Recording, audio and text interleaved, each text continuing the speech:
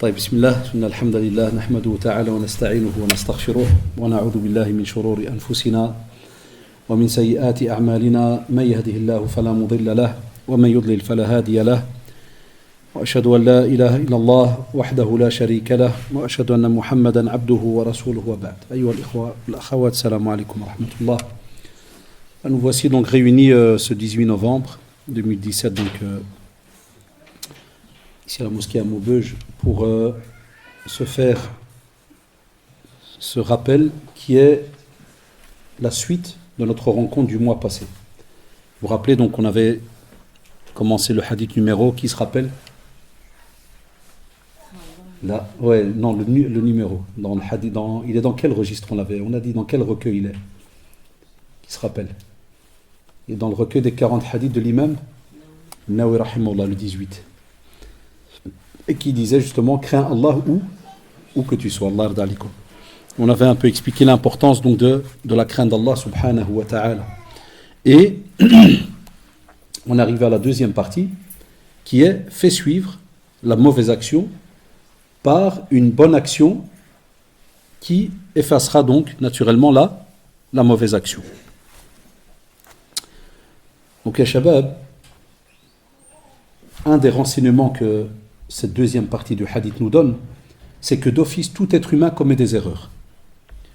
C'est important, Allah ardalikum, de comprendre cela comme ça même plus tard, que ça soit avec vos enfants quand vous allez leur expliquer cela, que ça soit avec vos amis quand il y a spécialement un frère, une sœur qui commet un excès, qui commet une grave erreur et qui des fois va te faire comprendre que c'est tout, je suis condamné, c'est fini pour moi, il n'y a plus rien moyen de faire et ainsi de suite.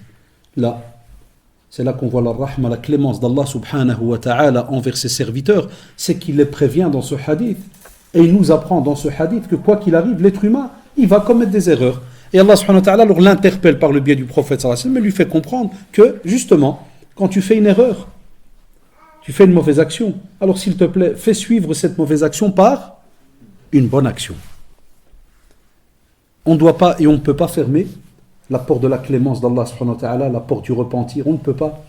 Le mouchkila de nos jours, comme vous l'avez remarqué, on a vite tendance, et spécialement des fois certains, quand ils reviennent à la pratique du jour au lendemain, où ils ne pratiquaient pas pendant longtemps, ou bien des fois ils n'ont jamais pratiqué, alors ils veulent gagner du temps, et comme ils étaient peut-être avant dans le mal, où ils faisaient n'importe quoi, donc c'est un peu normal que lui, inconsciemment, mais il le ressent. Quand je dis inconsciemment, c'est sa réaction. Et pourquoi je dis inconsciemment? Parce que c'est une réaction dure. Mais pour lui, pourquoi je dis inconsciemment? Parce que pour lui, il croit qu'il fait du bien. Donc automatiquement, dès qu'il voit quelqu'un, pendant que lui, il est bien maintenant, et qu'il voit quelqu'un commettre le mal, qu'est-ce qu'il fait? Il réagit de manière dure. Et il se peut que s'il n'est pas en accord avec toi, il va te couper la parole. Il va peut-être plus te saluer. Il va même couper avec sa famille, il va couper peut-être avec ses parents, avec ses proches, et on entend de tout. Alors que subhanallah, ce qui a fait aussi la beauté de cette religion, même lorsque les polythéistes, ils ont été chez Najashi, vous vous rappelez le Néjus, lorsqu'il a accueilli ces premiers musulmans qui avaient fait la première hijra, les polythéistes, ils ont voulu jouer là-dessus en disant que, regardez, parce qu'ils savent que c'est un acte qui n'est pas aimé, même chez les non-musulmans.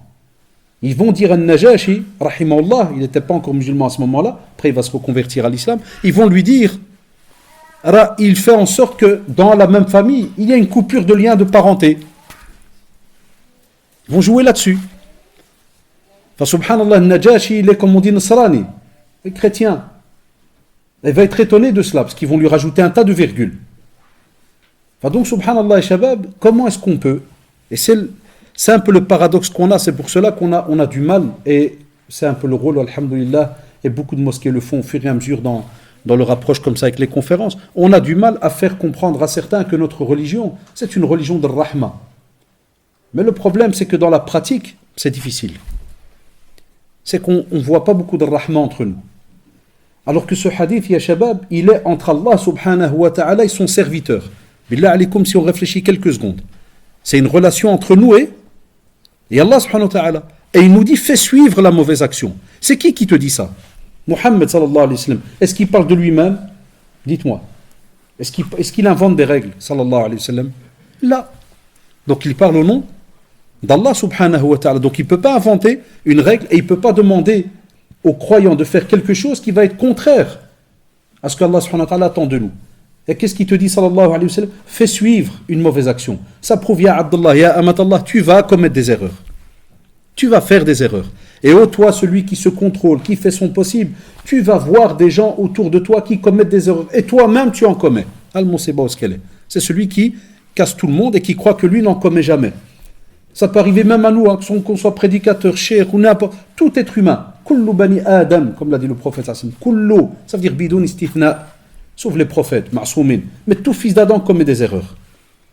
Et les meilleurs, c'est ceux qui se repentent. À chaque fois, Allah, vous avez remarqué, on nous demande de revenir vers qui?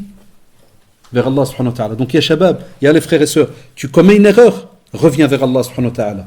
On te dit aussi, Allah, les bonnes actions, elles sont tellement aimées et demandées par Allah subhanahu wa ta'ala que c'est avec ça qu'il a commencé. Imaginez, le premier verset qui est révélé, c'est quoi? Est-ce que c'est une bonne action ou pas? Iqra. Quand vous voyez dans l'ibadat, qu'est-ce qu'on nous a instauré 5 fois par jour? As-salat. Bonne action ou mauvaise? Donc, subhanallah, les bonnes actions, c'est ce qui nous a tout le temps été ordonné. Il a toujours commencé, Allah subhanahu wa ta'ala, avec son serviteur, qu'avec les bonnes actions. Les mauvaises actions ont toujours été rejetées. Ça qui veut dire que chacun d'entre nous, on fait notre possible, jour après jour. Jour après jour. À l'âge. Parce que au plus tu te rattaches aux bonnes actions, au plus c'est une preuve que tu aimes Allah subhanahu wa ta'ala. Et au même moment, quand Allah subhanahu wa ta'ala te voit rattaché aux bonnes actions, il t'aime subhanahu wa ta'ala. Pourquoi? Parce que tu réponds à ses demandes. Et c'est pour cela, Allah, parmi les plus belles actions, et on va prendre celle qui est spécialement citée dans ce hadith, c'est le repentir. La phrase qu'on a dit, fais suivre la mauvaise action par une bonne action qui va l'effacer, c'est ce qu'on appelle le tawba, le repentir. Un des noms qui est donné à cette action, le repentir. Parce que le repentir, c'est quelque chose de très très noble. C'est une action immense. Parce que c'est entre toi et Allah subhanahu wa ta'ala. C'est avec cette action, ya shabab, que vous reconnaissez la grandeur d'Allah subhanahu wa ta'ala et sa clémence. Chouf. On ne peut pas fermer cette porte. Aucun être humain n'a le droit de fermer la porte de la rahma, de la clémence. Abadan et shabab. Aucun être humain n'a le droit de fermer la porte de l'maghfira. Wallah, le pardon, il est entre les mains d'Allah subhanahu wa ta'ala. On ne peut pas. Donc, même, écoutez-moi bien, des fois quand il y a les parents ici, même quand on a un souci qui peut être très très grave, même avec nos enfants, dans nos communautés, vous le savez, on met une croix directement. Moi, dans mon travail Kadaïa, comme prédicateur, combien, je ne reçois pas des fois des mails de personnes qui te disent « J'ai fait une erreur quand j'étais jeune. Ça fait 20 ans que mes parents ne me parlent plus. » Virgule, ils ont même demandé que le reste de la famille ne me parle pas. Et j'en suis malade, ma famille me manque. Vous savez combien il y en a? Combien d'erreurs de jeunesse il n'y a pas eu? C'est à ça que servent ces sujets-là. Sinon, vous pouvez les lire à la maison. Wallah, vous n'êtes pas obligé de vous déplacer jusqu'ici. Repentir, tu mets n'importe quel internet, tu mets repentir en islam, Wallah, tu as 2-3 pages, là, mais à quoi ça nous sert de nous rencontrer? C'est parce qu'il se peut que parmi nous, quelqu'un vit cette situation-là. Peut-être qu'on a un père, peut-être qu'on a une mère qui est là, et qui est fâchée vis-à-vis de son enfant. Au lieu de mettre une croix sur lui, apprends-lui la sunna du prophète, sallallahu alayhi wa sallam, dis-lui, viens, Ajia Ouldi, Ajia Benti, tu vois, tu viens de faire une monséba, Allah rada'alik. Voilà le mode d'emploi prophétique. Fais suivre la monséba que tu as fait là. Si tu veux l'effacer, fais-la suivre maintenant par une bonne action. Yallah, bismillah. Et normalement, main dans la main. Est-ce qu'on en est capable, ya shabab? Sincèrement. Est-ce qu'on en est capable? C'est dur. Wallahi, c'est dur. Même si c'est des fois nos enfants pour lesquels on a pleuré à leur naissance, pour lesquels on a pleuré quand on les a vus malades, qu'on a paniqué quand on nous a dit peut-être que ouzid, et pour leurs examens, ouzid, dès qu'ils ont fait une erreur fatale, salam alaikum. On n'a plus de rahma entre nous. Dans nos familles, deuxièmement, la même chose. Dès que quelqu'un va commettre une erreur, c'est une croix définitive.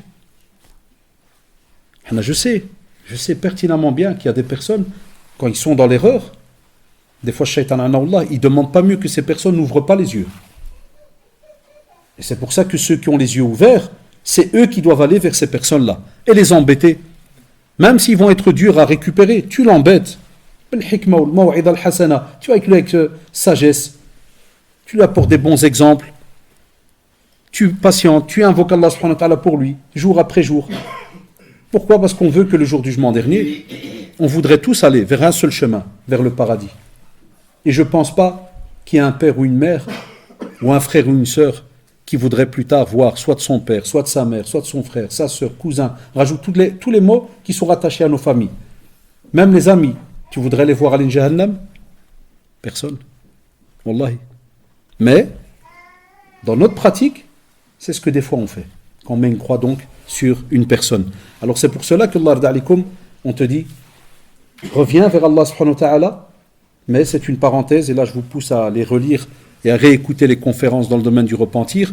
Rappelez-vous, on a ce retour sincère vers Allah subhanahu wa ta'ala, comme vous le savez, avec le fameux regret.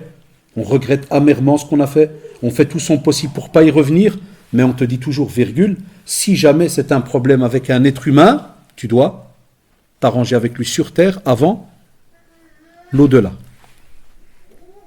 Faites les calculs ici. Faites votre petit jugement ici.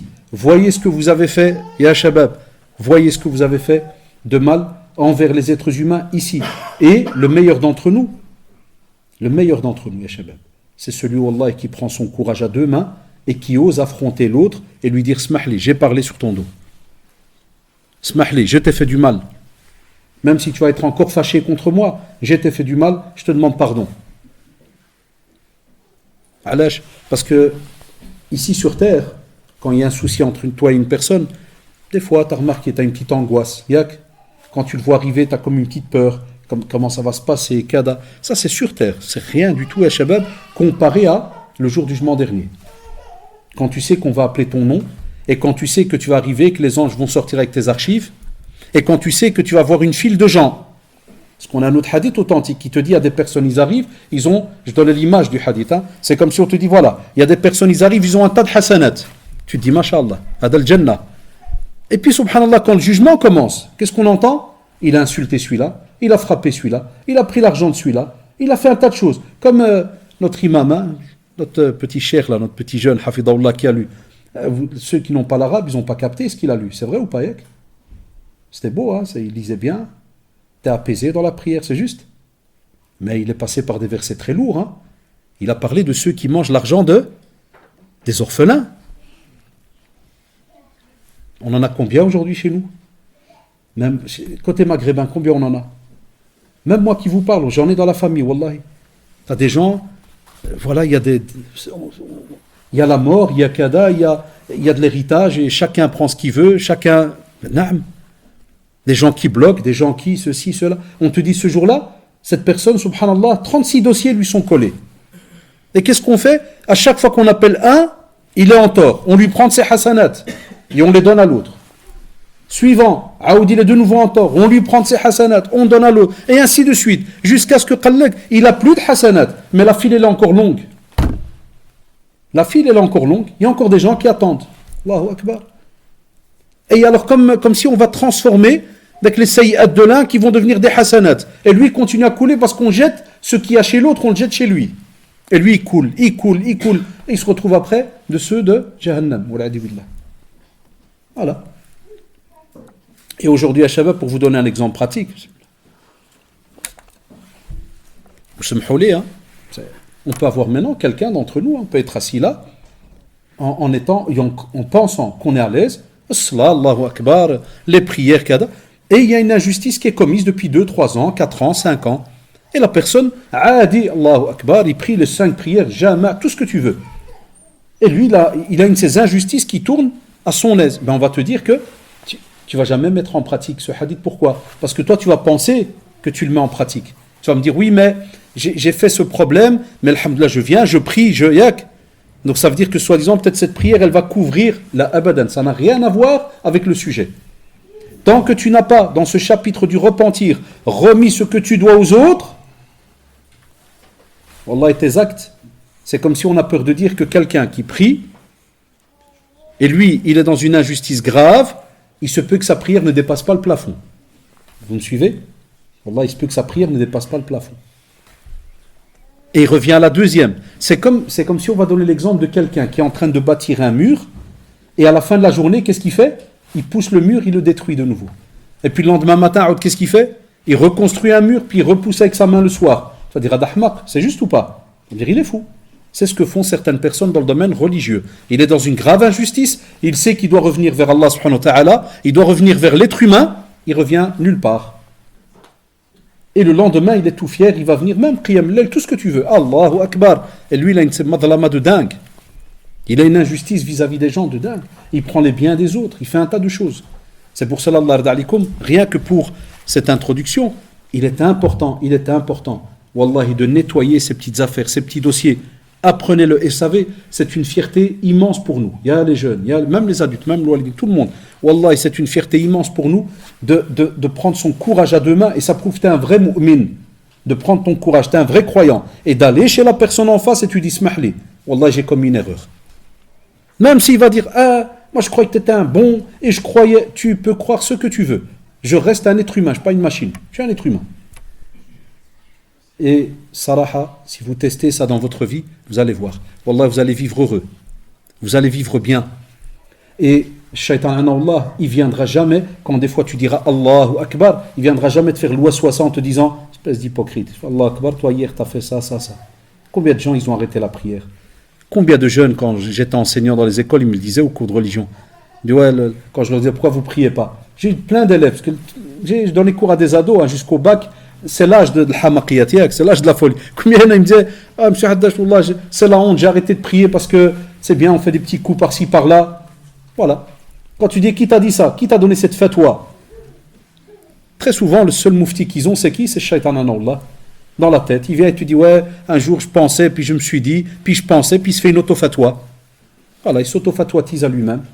Et qu'est-ce qui se passe alors? Il était dans un mal, et maintenant il a fait une mosséba encore pire que la première. Il a rompu son lien avec qui? Avec Allah subhanahu wa ta'ala. Voilà pourquoi le prophète sallallahu alayhi wa sallam, il nous a rappelé et il nous a demandé, faites suivre la mauvaise action par une bonne action. Mais tout ça est rattaché à de la sincérité. C'est pas du jeu. Ah, ça c'est encore un deuxième point. Parce que certains qui connaissent pas bien notre religion, ils pensent et ils te disent, ah mais c'est facile chez vous. Tu dis, comment ça c'est facile? Il va dire, oui. Il va dire, donc vous venez, vous faites du mal à quelqu'un, puis ya Allah pardonne-moi, tu me pardonnes frère, assalamu alaikum, tu pars. Là on te dit qu'il y a la sincérité, il y a l'ikhlas. D'accord, Shabab? Donc, il faut bien saisir les mots. Tous les mots que j'ai cités, ils sont très très importants. Pourquoi? Parce qu'ils rentrent dans les conditions du repentir. C'est pas fait n'importe comment.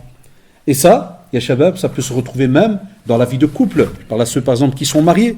On a parlé tout à l'heure les enfants, les parents, même dans la vie de couple.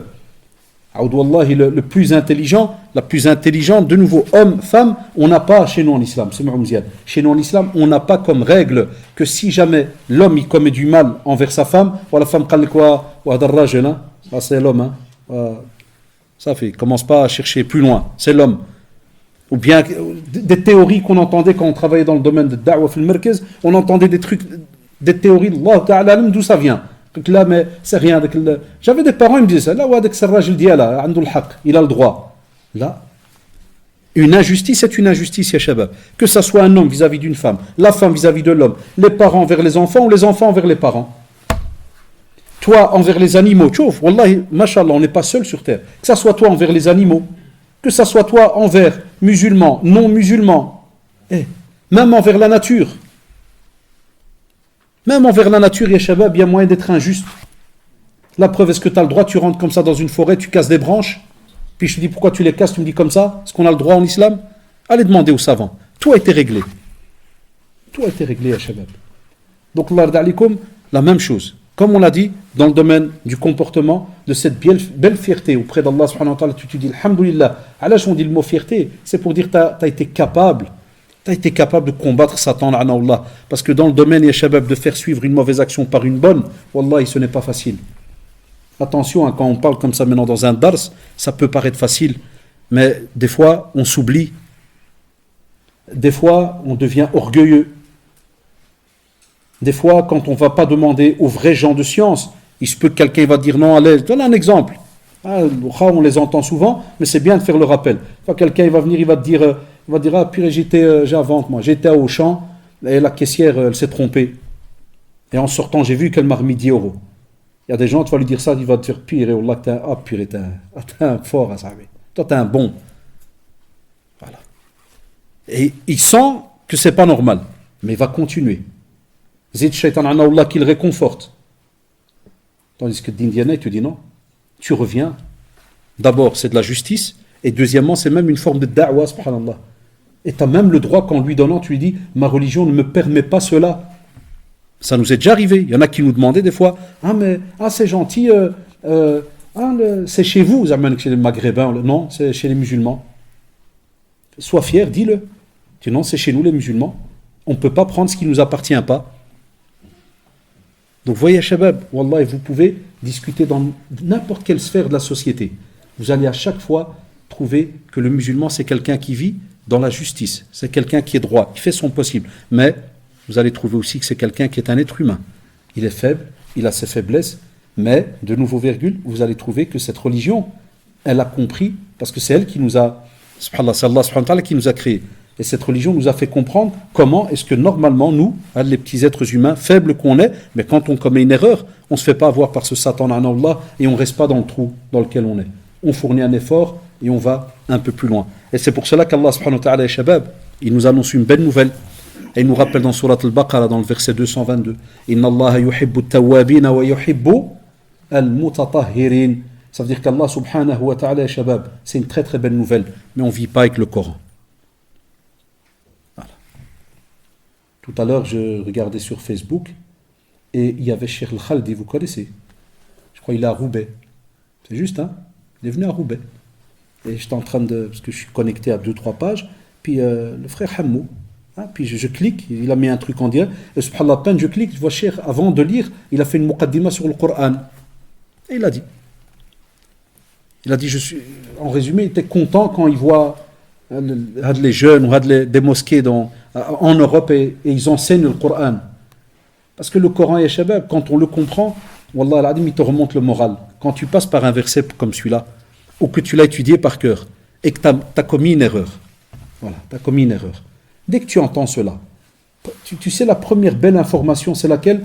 D'abord, il commence par Inna. Allez, maintenant, les habitués, je vous vois depuis 15 ans, là, je ne sais pas combien d'années je viens chez vous. Inna, qu'est-ce que j'ai toujours dit?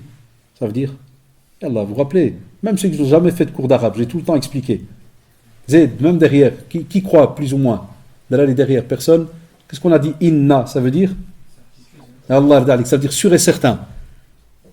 Alors, ça, c'est la première. Tu te dis, mashallah, ce verset commence avec Inna. Ça veut dire que ce qui va venir après, d'office, je vais l'avoir. On te parle après de qui? D'Allah. Inna Allah.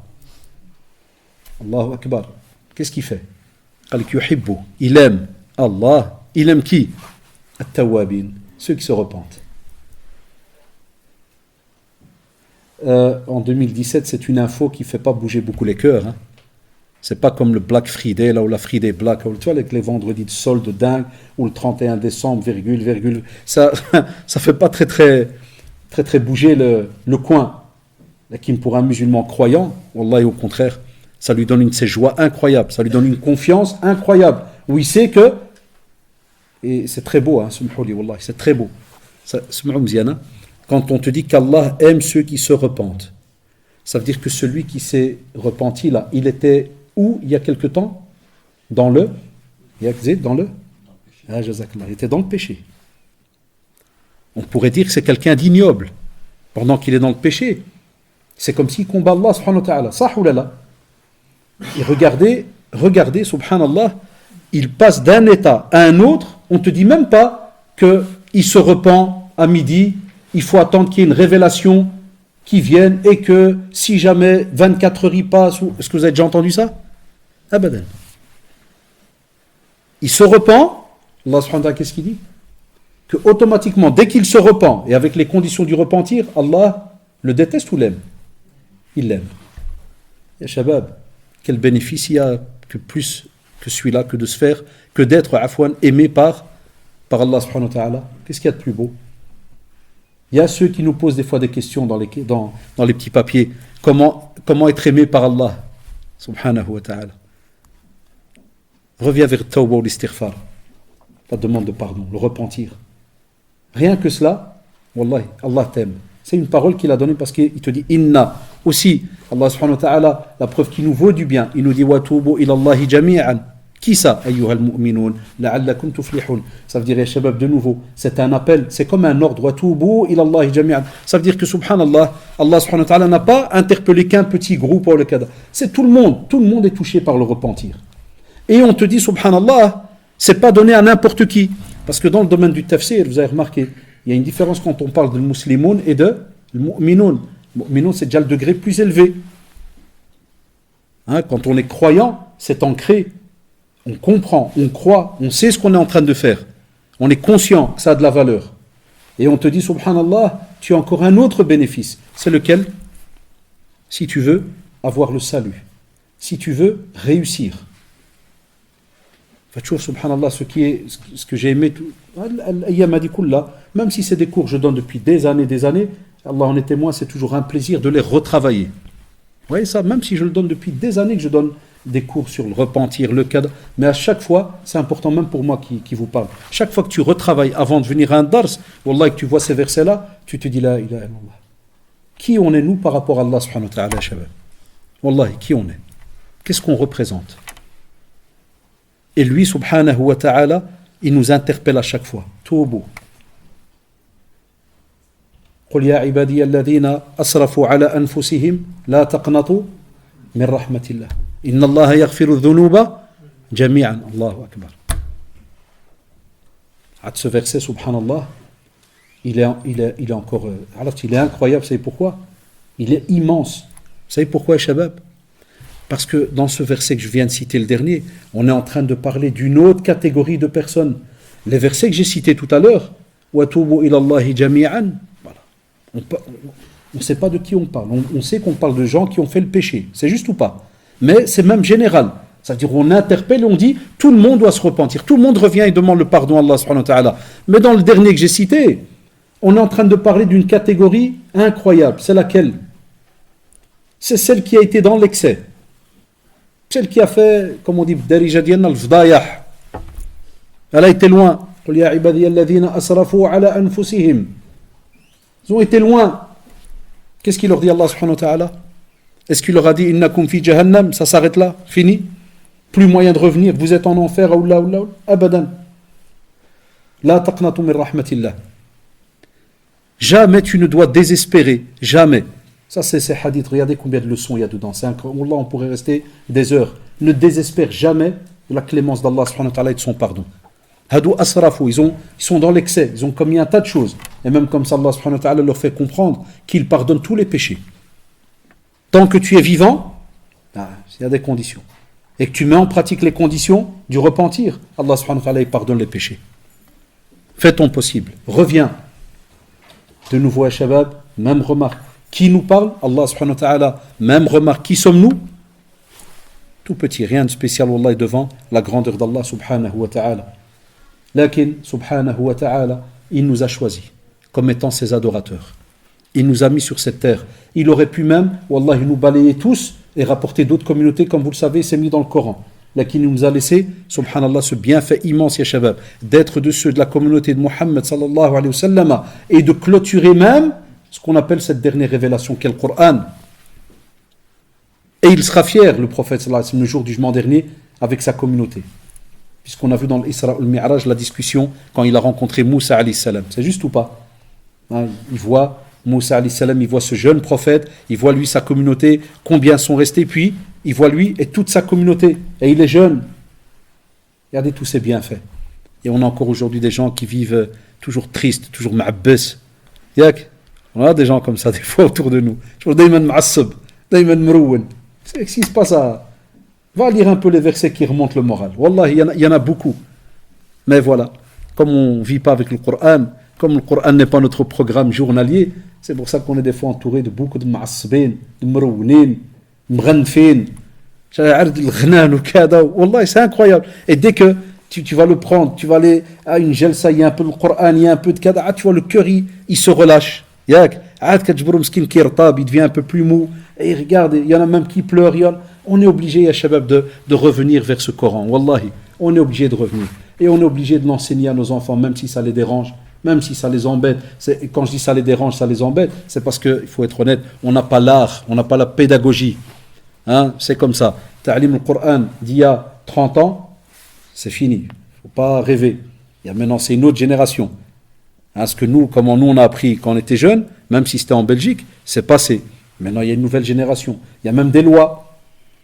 Si des fois l'État savait en ce temps-là ce qu'on nous faisait jamais, je crois qu'ils auraient condamné à mort certains imams. Wallahi. Et qu'Allah subhanahu wa ta'ala les récompense. Hein, c'est pour ça que c'est une petite parenthèse. Hein. Hein, vous avez entendu, on a eu des petites émeutes à Bruxelles.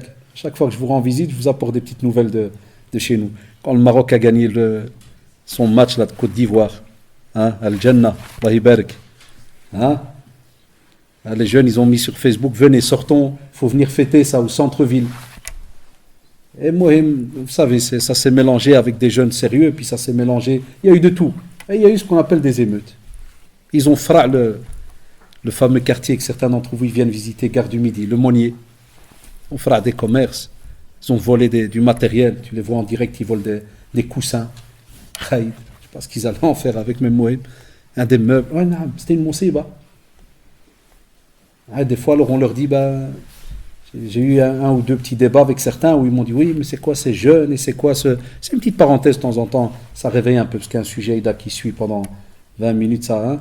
Mais voilà, j'ai dit à certains, je dis, écoutez, il y a des années, quand nos parents, c'est eux qui avaient le pouvoir d'éduquer les enfants, tout ça a donné des gars comme nous. Pas de contrôle. Toute ma vie, j'ai eu un contrôle de police, c'est moi qui l'ai cherché, Allah. Vous savez comment? Ma soeur, elle est rentrée, mskina, à une boulangerie, de Chiri al-Halwa, où je devais aller cracher chez Touchgani, je sortais de l'école, fiège joie. J'avais faim. Et je la vois rentrer dans la boulangerie, je me dis, je vais puis je rentre, je vais crever de faim. Cheikh, il va remarquer que je suis mdouar. Ou bien je vais l'attaquer parce que j'ai pas d'argent.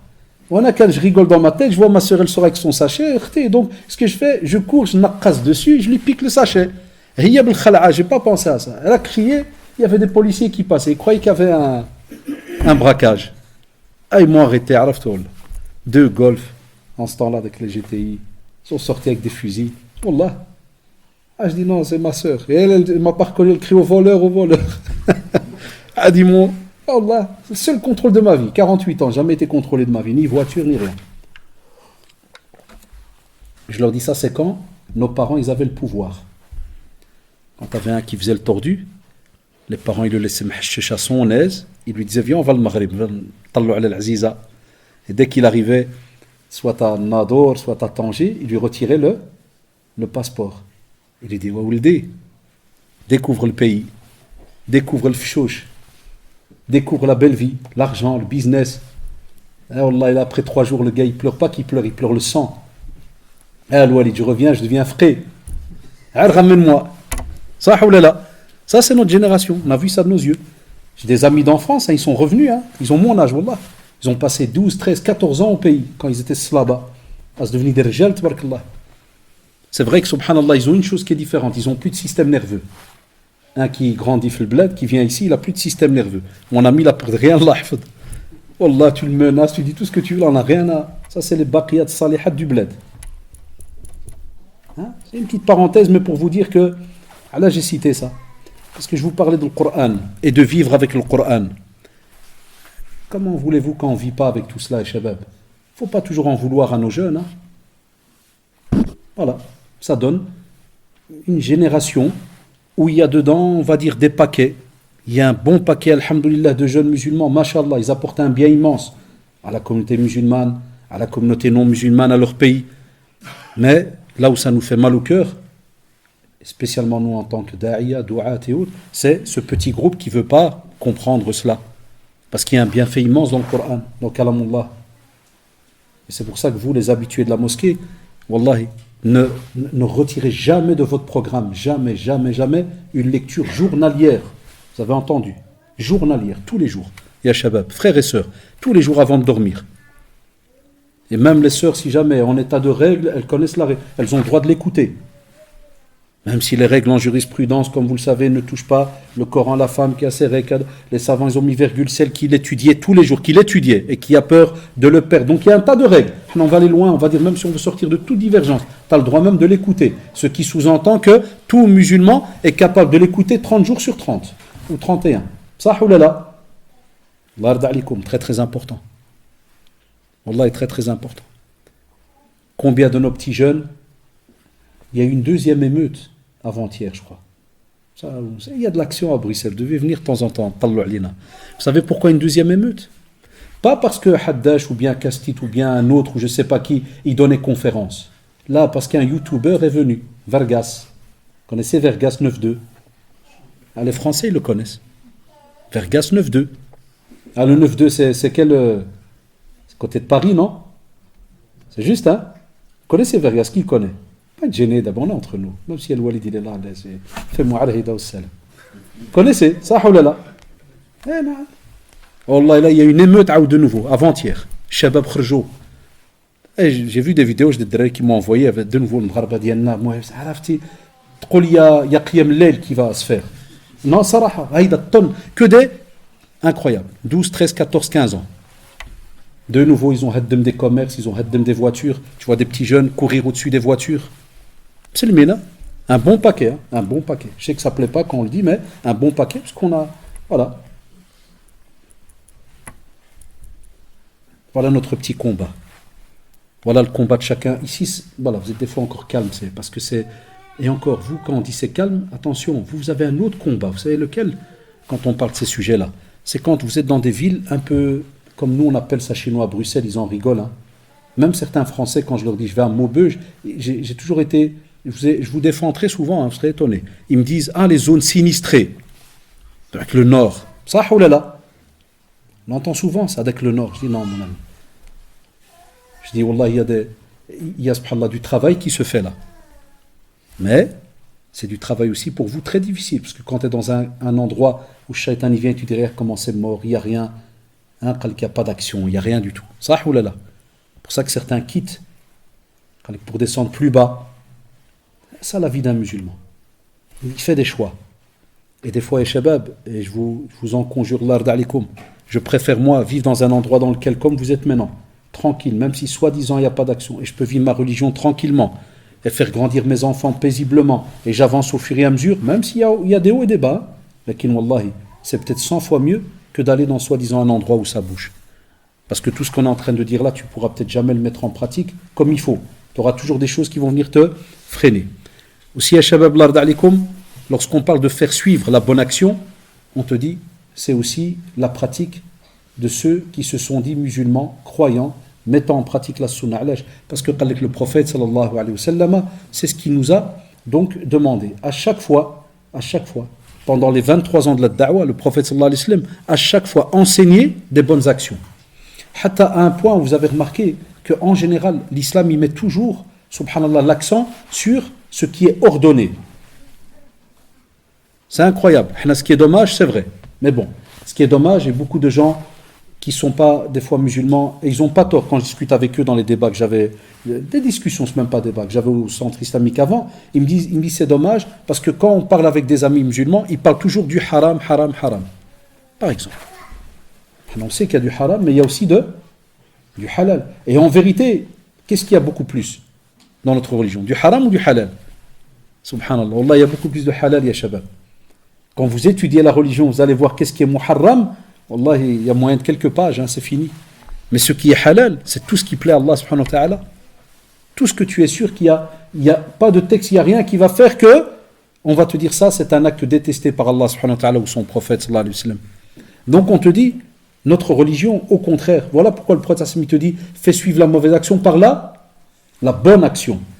Donc l'islam accorde une importance immense aux bonnes actions. On doit aussi l'enseigner donc à nos enfants depuis qu'ils sont petits. Même si l'action elle peut paraître anodine. Dans tous les domaines. Spécialement ce qui sort de la bouche. Ce qu'ils vont employer avec leurs mains. Ce qu'ils vont entendre avec leurs oreilles. Ce qu'ils vont manger. Parce que la bouche c'est parler mais c'est aussi manger. Donc un tas de situations qui font que subhanallah, Allah subhanahu wa ta'ala aussi nous a demandé وَمَا آتَكُمُ الرَّسُولُ فَخُذُوهُ وَمَا نَهَاكُمْ عَنْهُ فَانْتَهُوا. Donc de nouveau Allah subhanahu wa ta'ala il nous le rappelle, et il nous dit dans Surat Al-Hashr, il nous dit à chaque fois qu'il nous a ordonné quelque chose, et on le sait, chaque fois qu'il nous demande, et il nous dit prenez ce que le prophète sallallahu alayhi wa sallam vous a donné, et abstenez-vous, de tout ce que le prophète sallallahu alayhi wa sallam vous interdit. C'est là votre bien, c'est là votre réussite. On te dit aussi que Abu Huraira radiallahu anhu, j'ai fait exprès aujourd'hui, vous allez remarquer directement, Abu Huraira radiallahu anhu est mort d'après les versions en l'an 57 de l'Hégire. Et vous allez voir l'ard alikum, je donne les dates en général, soit fixes ou approximatives. Vous savez bien qu'il y a des fois des petites divergences par rapport aux dates. Mais moi, ce qui m'intéresse par rapport aux dates, vous savez, c'est quoi les jeunes? C'est de vous dire, et suivez-moi bien, restez concentrés. Je vais lire des textes. Et écoutez-moi bien, je vais vous donner l'année quand est mort la personne. Donc j'ai dit à Abu Huraira radiallahu anhu, mort en 57 de l'Hégire. Il dit que le prophète sallallahu alayhi wa sallam a dit, lorsque je vous interdis de faire quelque chose, évitez-le. Et lorsque je vous ordonne de faire quelque chose, faites-le dans la mesure de vos capacités, rapporté par le Bukhari et Muslim. Faites votre possible, ce que vous êtes capable de faire.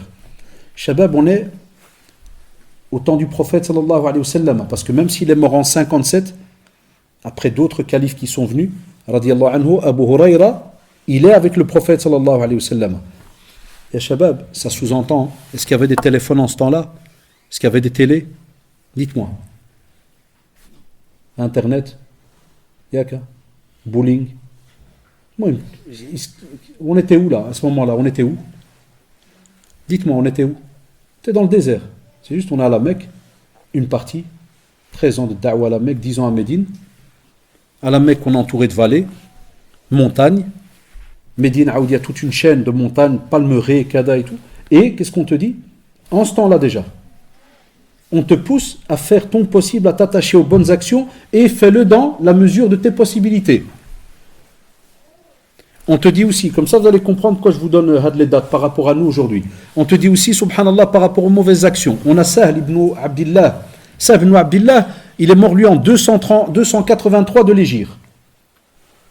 Sahl, rahimallah, est mort en 283 de l'Hégire. Et il dit, ne pas respecter un ordre d'Allah est pire à ses yeux que de violer un de ses interdits. Car il fut interdit à Adam alayhi salam de manger de l'arbre. C'est juste ou pas? Alors ce dernier, il n'a pas suivi l'ordre. Et il a mangé ou pas? Adam alayhi salam. Il en a mangé. Mais Allah subhanahu wa ta'ala, il lui a pardonné.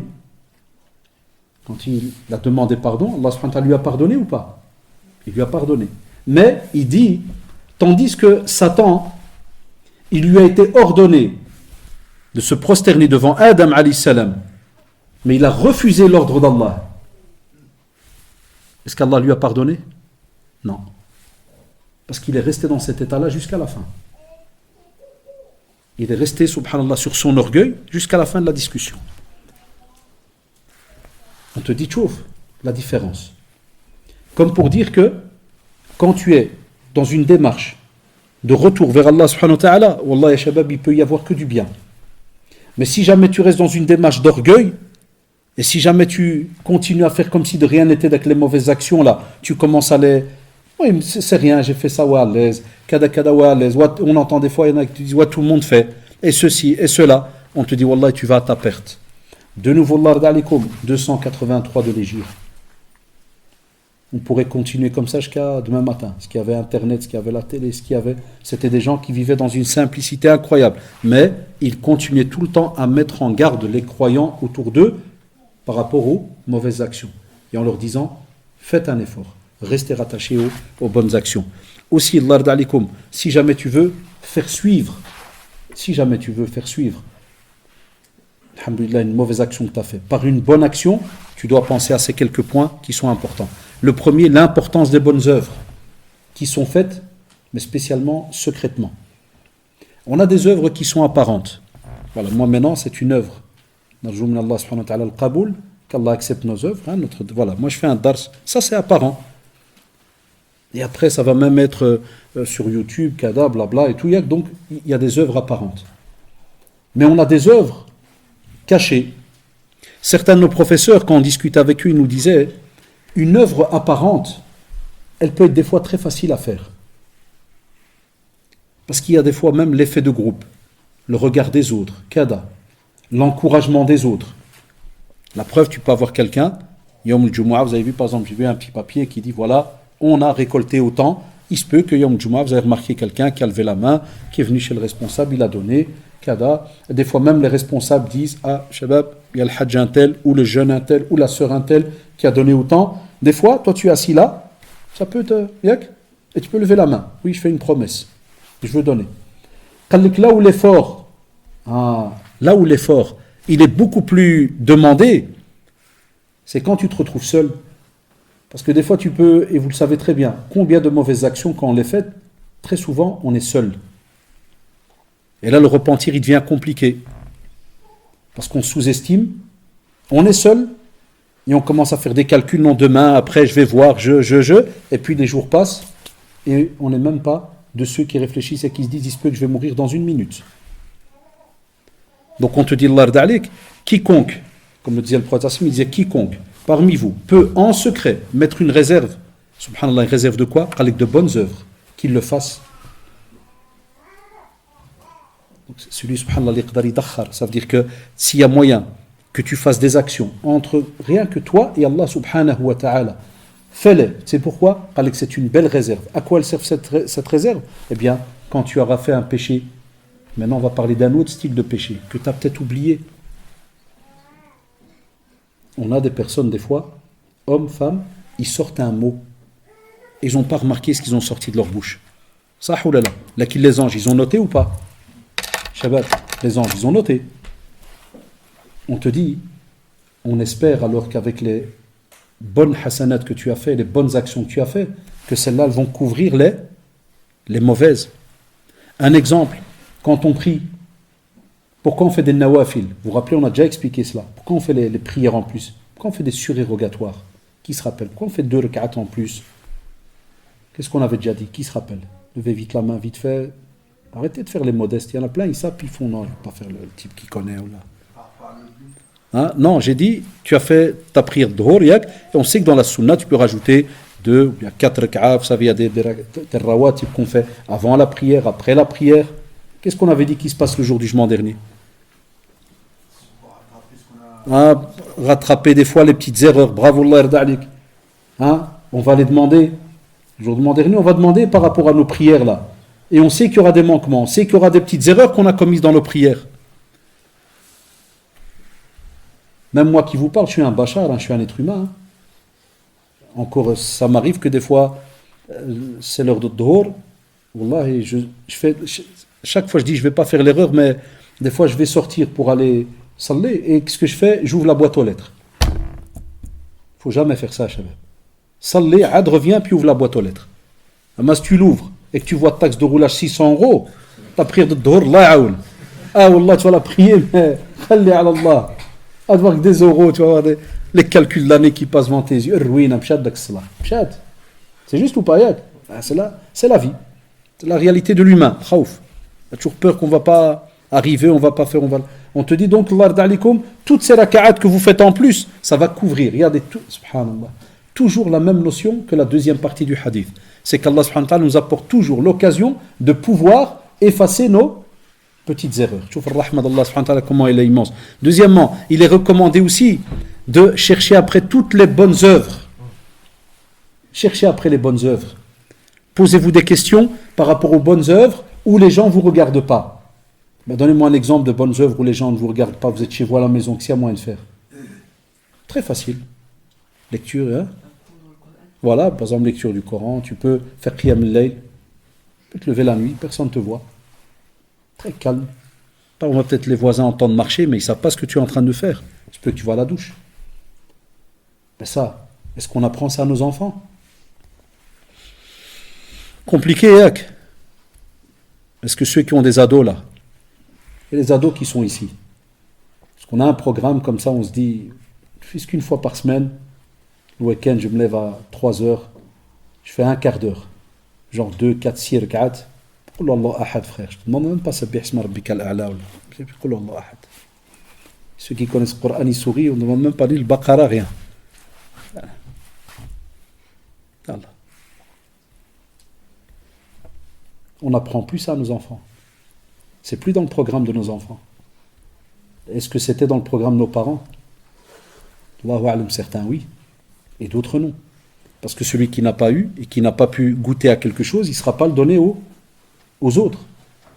Donc, Allah d'alikum, de nouveau, il y a les jeunes, s'il vous plaît, pensez à cela et faites votre possible pour que ça rentre dans votre programme. Aussi, Allah d'alikum, Zubair ibn al-Awwam, radiyallahu anhu, il est mort en 36 de l'Hégire.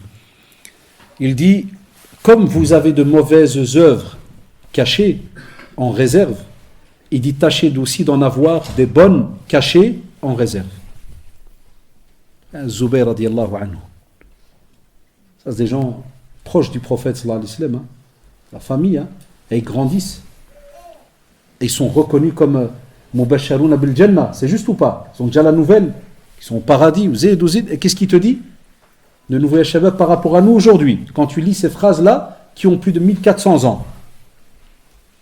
Et il te dit, comme on a plein de mauvaises actions qui sont cachées, on te dit, s'il te plaît, fais un tas de bonnes actions cachées, en espérant qu'Allah subhanahu wa ta'ala nous pardonne. Ça, oulala. Aussi, on te dit, si jamais tu recherches justement le pardon d'Allah subhanahu wa ta'ala, on te dit, essaye de faire les choses entre toi et Allah subhanahu wa ta'ala. Parce que par exemple, Soufiane ibn Uyayna, on est en 198 de l'Hégire. Il n'y a que des anciens, Shabab. Que des anciens. Ça veut dire que de nouveau, c'est une parenthèse, on n'avait pas beaucoup de malahi, il n'y avait pas beaucoup de choses avec lesquelles tu peux passer ton temps, t'amuser, faire du n'importe quoi.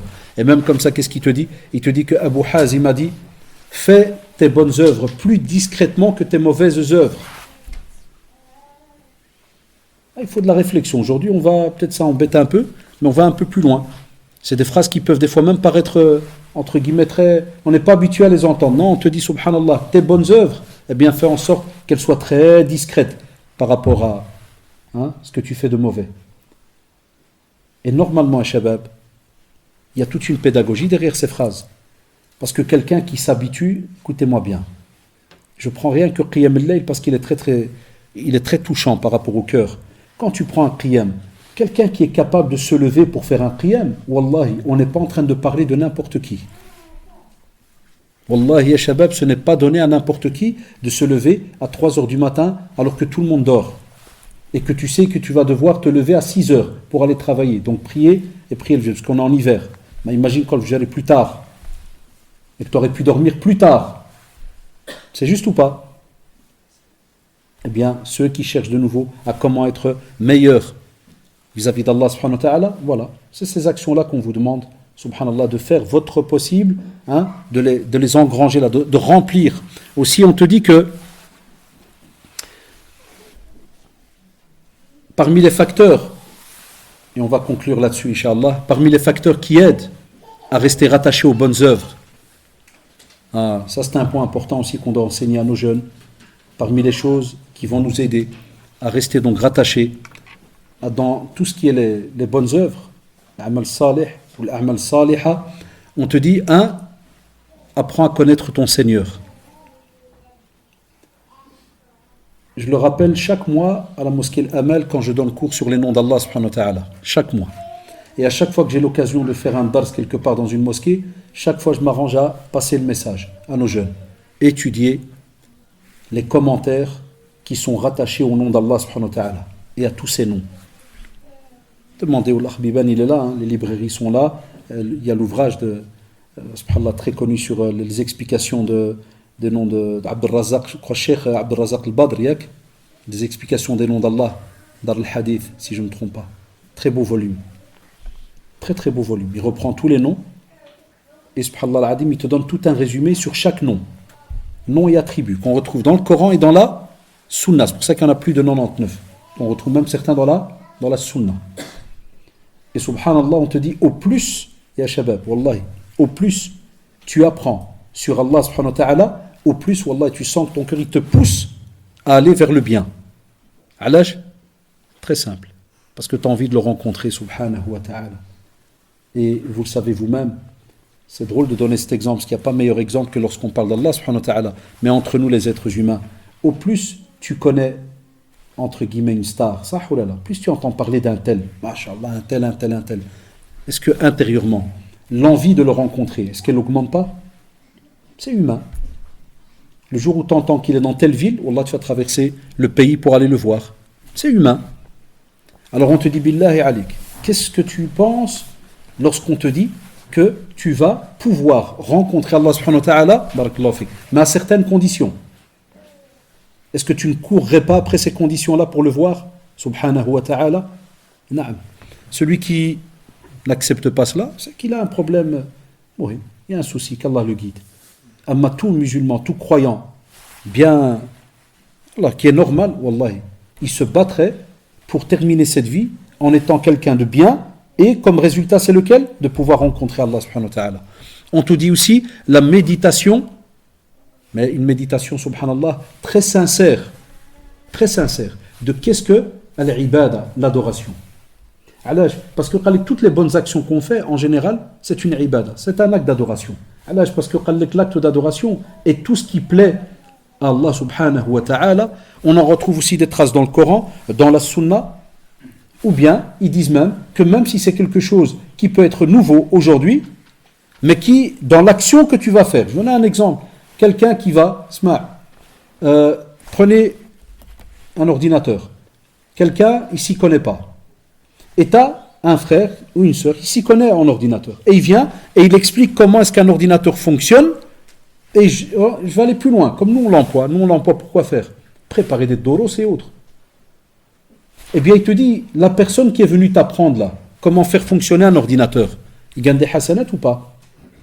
Wallah, il en gagne à chaque fois que tu vas aller faire un bien avec cet appareil, lui il en gagne ou pas? Il en gagne. Ils ont été plus loin, ils ont dit même quand ça apporte un bien pour la communauté. Quelqu'un qui va fabriquer, qui va arranger quelque chose et qui va apporter un bien pour la communauté. Voilà pourquoi vous voyez sur Facebook plein de petites associations qui des fois font des récoltes pour fabriquer un puits en Afrique ou au pays. Ça veut dire qu'il y a une manfa'a, il y a un bien pour les musulmans et des fois même pour les non-musulmans, des fois même pour le hayawan, pour toutes les créatures d'Allah subhanahu wa ta'ala sur cette terre. Aussi, si jamais tu veux être capable d'avancer dans ta vie par rapport à ces bonnes actions, on te dit évite d'être de ceux qui à chaque fois écoutent les remarques et les critiques des autres. J'ai trouvé ça, subhanallah, dans un site chez Ahad al-Mashaykh qui rapportait cela, et j'ai trouvé ça en vérité, wallah, il n'a pas tort. Combien d'entre nous, des fois, on arrête une bonne action à cause du blabla des gens? Moi, j'ai une fois un jeune, subhanallah, j'avais remarqué en classe, quelqu'un de bien, machallah, chaque fois il étudie un petit hadith, une petite phrase, au cours il levait la main, monsieur, c'est vrai que cette phrase, kada kada, hadith. Les jeunes en classe, ils ont commencé à l'appeler frère Muse. Frère Muse, je ne sais pas si chez vous en France vous dites ça, chez nous en Belgique, c'est pour taquiner un jeune qui pratique Zamanek. Donc il l'appelle plus ni Soufiane, ni Ahmed, mais il l'appelle, pour rigoler de lui, frère Muse. Quand je dis, je savais pourquoi vous l'appelez frère Muse? Pourquoi? Parce qu'il fait le musulman depuis quelques semaines. Je dis quoi, il était quoi avant? Non, c'est pas ça, mais avant il était avec nous, maintenant. Je dis donc, je rigole avec eux, c'est mes petits élèves. Hein. Donc je dis donc, maintenant dans la classe, là, il y a deux groupes. Il y a le Mselmin, il y a les frères Muse, et il y a vous, Al-Msakhat de l'autre côté, oh là. Non, A'udhu Billah, c'est pas ça. Je dis, pourquoi vous l'appelez frère Muse? Je dis, normalement, on devrait être fiers, heureux qu'un de nos jeunes, machallah, il revient vers la pratique.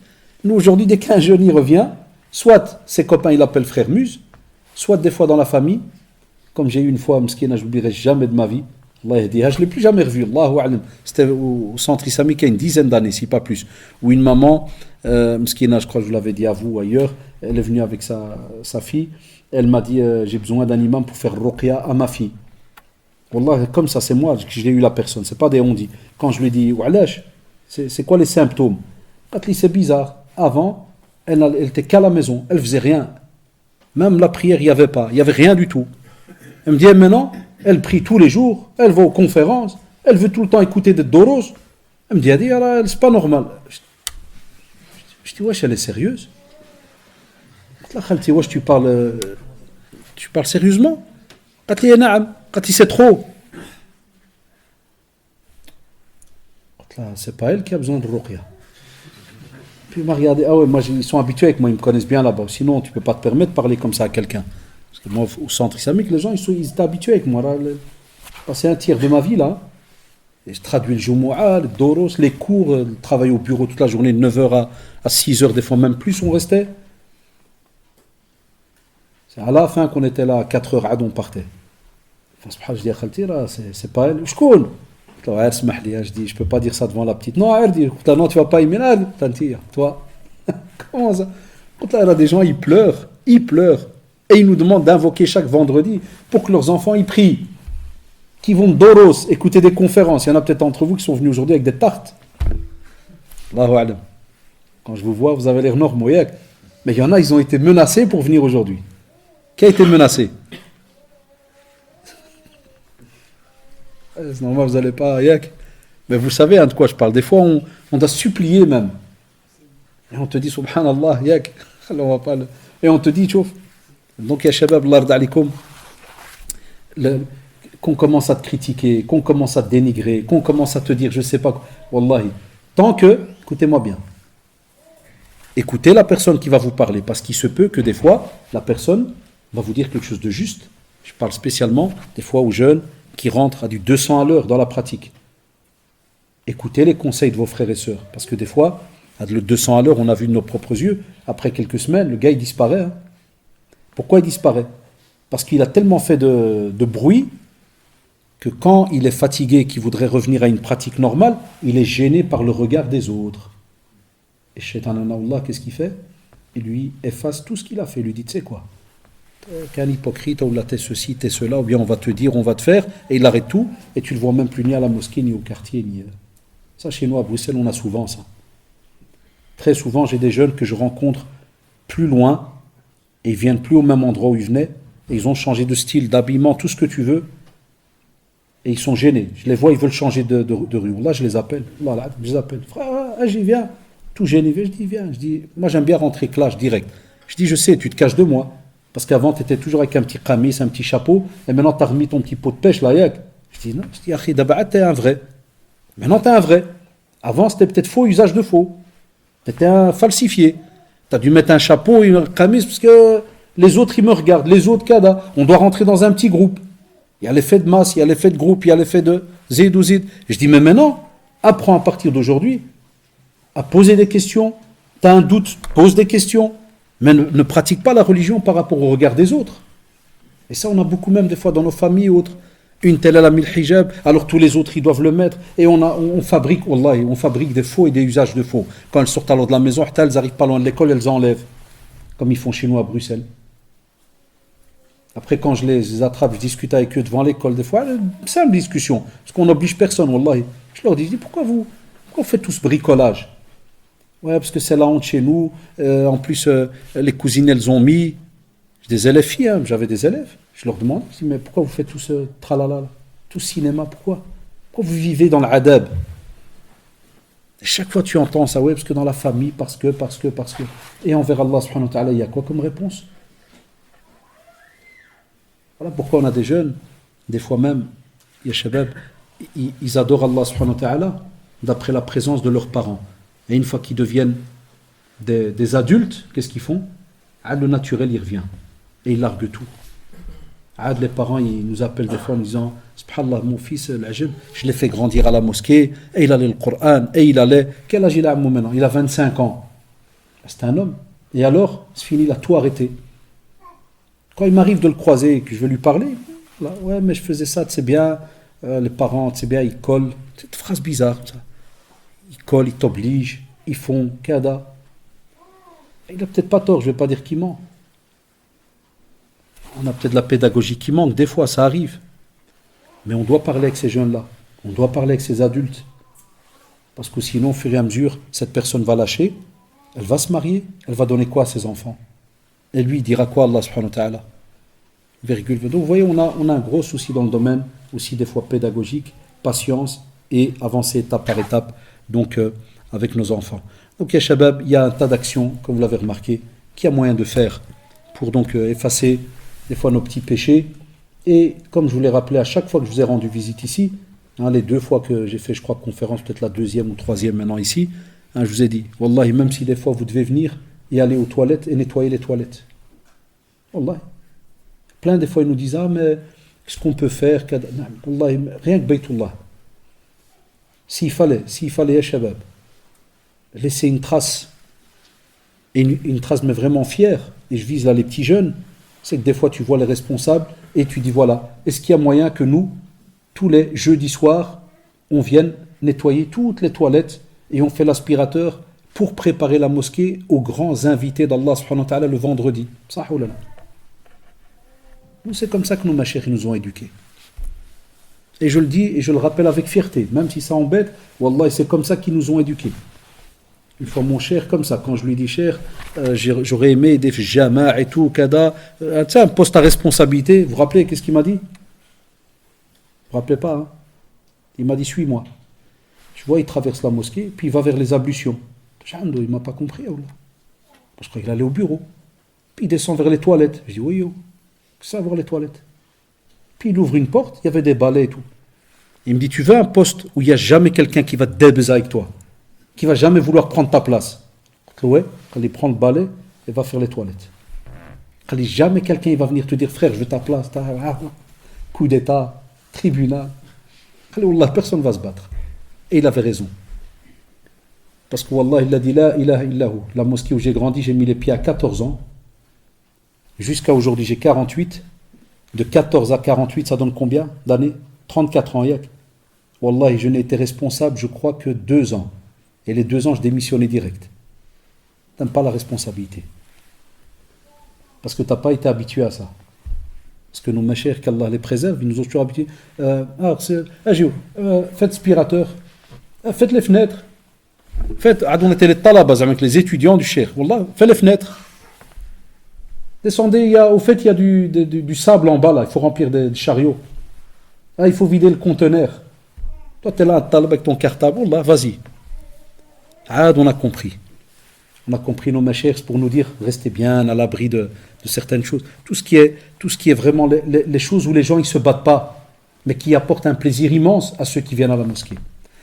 Que ça soit ça dans plein d'autres petits domaines, aussi, on l'a rappelé, mais ça c'est toutes les autres conférences, des choses qui nous demandent rien de spécial, ya shabab.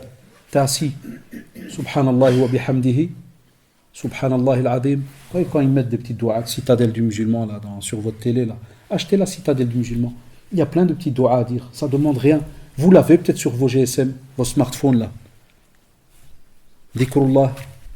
Ceux qui cherchent des bonnes actions, qui pourraient se dire, tiens, comment est-ce que je pourrais mettre en réserve? Rien que dhikrullah. Ya shabab, ça ne demande ni argent, rien. Juste que ta bouche, elle bouge.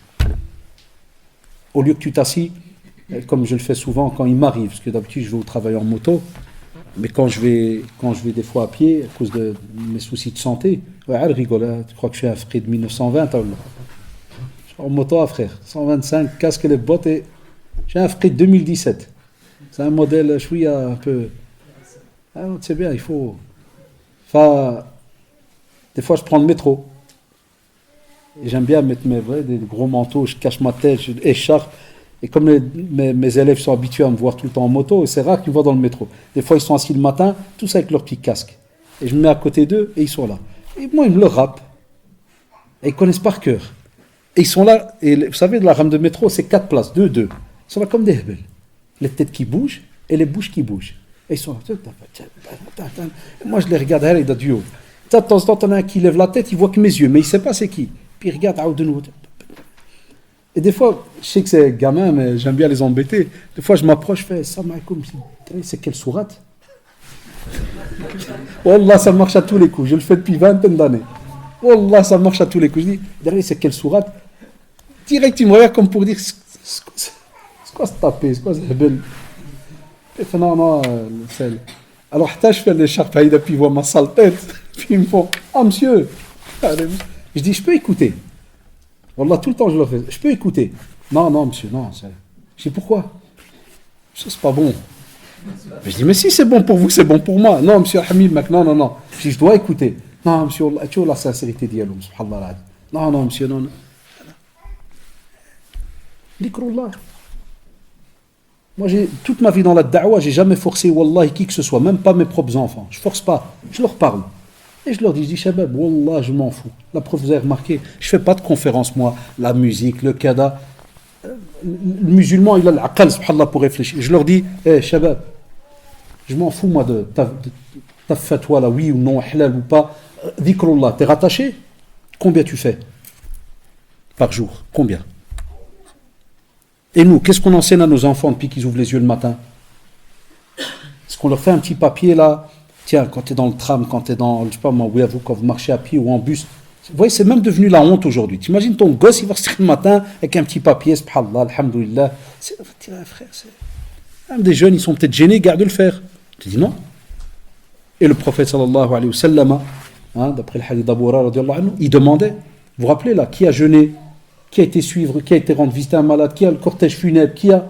Chaque fois, tu avais qui? Abu Bakr radiyallahu anhu. Moi, ya Rasulallah, moi, ya Rasulallah. Bénéfice immense, le paradis. Donc, l'ard alikum mes shabab, ne sous-estimez aucune bonne action et ne sous-estimez aucune mauvaise action. Et quand la mauvaise action est faite, ne vous laissez pas aller, ne laissez pas Shaitan Allah vous avoir, revenez vers Allah subhanahu wa ta'ala et sachez que quand vous revenez vers Allah subhanahu wa ta'ala de manière sincère, wallahi, Allah subhanahu wa ta'ala vous aime. Subhanakallah wa bihamdik, nashhadu an la ilaha illa anta astaghfiruka wa atubu ilayk, subhana rabbika rabbil izzati amma yasifun, wa salamun ala al-mursalin, walhamdulillahi rabbil alamin.